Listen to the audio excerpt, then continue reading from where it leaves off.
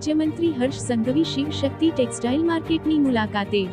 Mayor, police commissioner તેમજ ધારાસભ્યો સાથે કરી માર્કેટની મુલાકાત.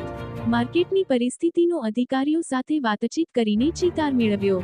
આગની ઘટના બાદ માર્કેટની પરિસ્થિતિ જોયા પછી વેપારીઓ સાથે વાત કરી. વેપારીઓએ માલ સામાન બહાર કાઢવા દેવામાં આવે તેવી રજૂઆત કરી. ગૃહ રાજ્યમંત્રી હર્ષ સંઘવીએ કહ્યું, તંત્ર વેપારીઓની મદદમાં ખડેપગે ઊભું છે. જે વેપારીઓના ઇન્સ્યોરન્સ છે તેમને તંત્ર તરફથી તમામ પ્રકારની ઇન્સ્યોરન્સ જલ્દી મળે તે પ્રકારે મદદ કરાશે. ફાયરના અધિકારીઓનું પણ ગૃહ રાજ્યમંત્રીએ સન્માન કર્યું. Bureau report, Surat.